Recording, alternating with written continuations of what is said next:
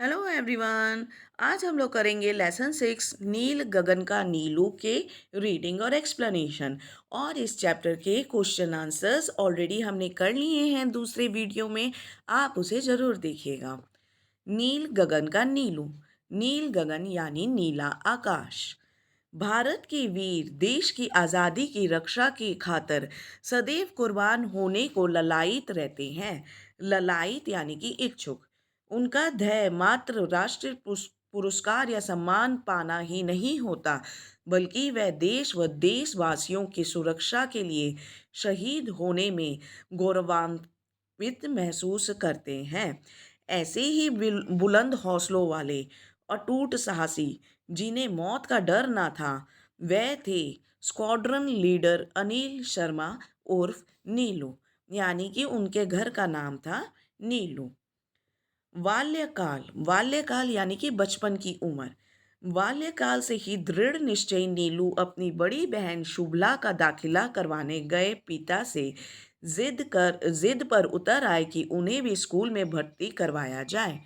भला बाल हट व दृढ़ निश्चय के सामने कौन नहीं झुकता। पिता ने उनका दाखिला 4 वर्ष की आयु में ही प्रथम कक्षा में करवाना पड़ा। नीलू को खिलौनों में केवल वायुयान ही होते थे। पिता हरि प्रकाश शर्मा वायुयान में सर्जन थे, इसलिए नीलू की रुचि फ्लाइंग में होना स्वाभाविक ही था।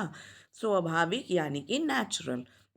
वह घंटों आकाश में उड़ते जहाजों को देखते और मन ही मन बुदबुदाते। देख विमानों को उड़ते मन ही मन हर्षाऊं, बड़ा होकर देश का मैं परचम फहराऊं। हर्षाऊं यानी कि खुश हो जाऊं। मेधावी छात्र पर आयु कम होने के कारण उन्होंने मैट्रिक की परीक्षा विशेष अनुमति द्वारा मात्र 14 वर्ष की आयु में ही पास की। मैट्रिक यानी कि 10 क्लास का बोर्ड का एग्जाम। परीक्षा में अनुमानित अंक भी आंक लिया करते थे। बीएससी नॉन मेडिकल की परीक्षा में उनके गणित में से 100 में से 71 अंक आए।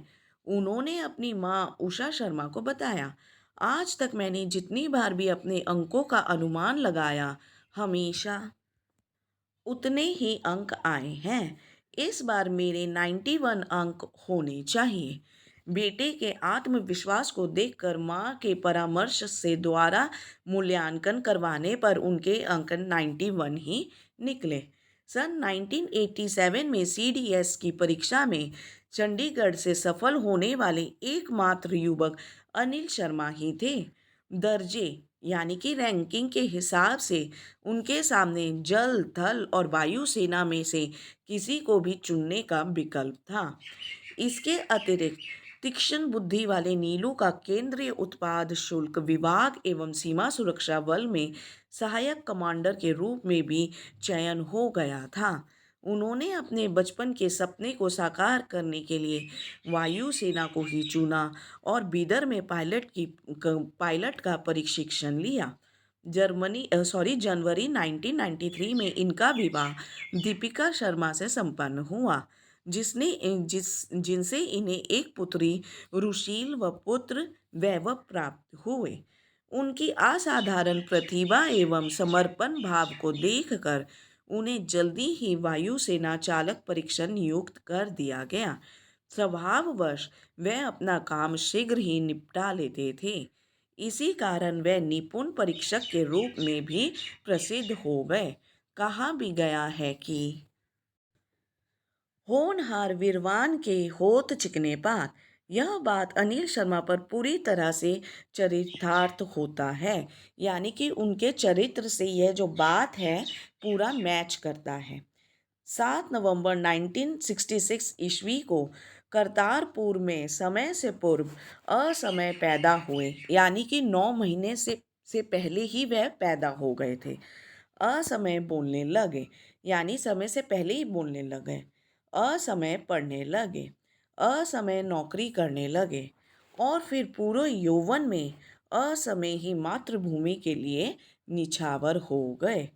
अनिल ने अपनी अल्प कार्यकाल, अल्प यानी कि छोटे, क्योंकि उनकी मृत्यु जो बड़ी छोटी उम्र में हो गई थी, में ही देश के विभिन्न क्षेत्रों में देश सेवा की, जिसमें भारत के पूर्वोत्तर क्षेत्र में एक बार नक्सली इलाके से गुजरते हुए गोली हेलीकॉप्टर को लगने ही वाली थी कि अनिल ने अपनी बुद्धिमत्ता एवं चातुर्य से उसे ऐसा मोड़ा कि वह गोली हवा होकर रह गई।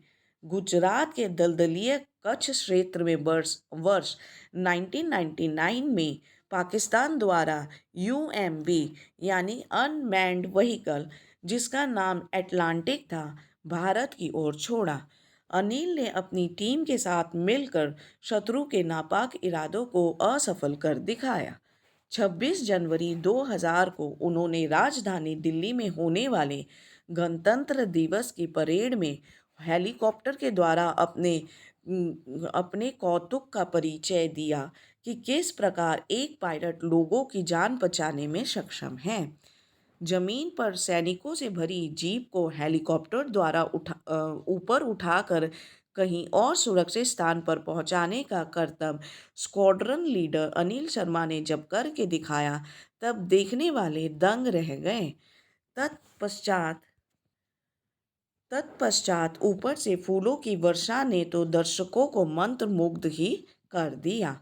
जुलाई 2000 में रामपुर बुशैर हिमाचल में बादल फटने से आई बाढ़ जैसी भीषण परिस्थितियों में बचाव कार्य द्वारा अनेक लोगों की जान बचाने का जोखिम भरा कार्य, जिसके लिए आज भी वहाँ के लोग अपने आप को ऋणी मानते हैं। जहाँ तक कि वहाँ की लड़कियां व महिलाओं ने तो अनिल को राखियां बांधकर अश्रुओं से भरी आंखों से वहाँ से विदा किया था। इस तरह अनेक बार अनिल ने अपनी बुद्धिमत्ता, चातुर्य, कौतुकता एवं निर्णय लेने की क्षमता से देश को गौरवान्वित किया। देश रक्षा की खातिर मैं नील गगन उड़ जाऊं, नीलांबर से नील नीर में मैं नीलू मिल जाऊं, ऐसी भावना से ओतप्रोत नीलू हमेशा चुनौतीपूर्ण कार्य को करने में तत्पर रहते थे। वह कभी भी अपने कर्तव्य से विमुख नहीं हुए। उन दिनों भारत की पश्चिमी सीमा अर्थात पाकिस्तान द्वारा अक्सर ही कभी जल, कभी थल तो कभी वायु मार्ग से सीमा भेदन होता ही रहता था। थल यानी कि जमीन, तो हमेशा जो पाकिस्तानी थे वो सीमा के अंदर यानी भारत में घुसने की कोशिश करते ही रहते थे। 12 नवंबर 2000 को भारतीय तट रक्षा हेतु तैनाती भारतीय सुरक्षा बल ने सतर्कता दिखाई। उन्होंने पाकिस्तानी मछुआरों की कश्तियां देखी जो कि भारत की सीमा में दाखिल होने को थी। इस दखल अंदाजी को जांचने के लिए उच्च स्तरीय टीम को लेकर स्क्वाड्रन लीडर अनिल शर्मा ने ज्यों ही उड़ान भरी, त्यों ही पाकिस्तानी सैनिकों ने मछुआरों के भेष में मिसाइल फेंके। दुर्भाग्यवश वह मिसाइल उस हेलीकॉप्टर को जा लगी जिसमें अनिल समेत दल के 12 अधिकारी थे। तभी यह हेलीकॉप्टर बल खाता हुआ कच्छ की दलदल में जा गिरा। इन वीरों के जख्मों से रिश्ते रक्त और उन पर तेजाब का काम करता नमकीन पानी अगली सुबह तक 7 अधिकारियों को मौत की नींद सुला चुका था। शेष 5 अधिकारियों को वहां से जीवित निकाला गया।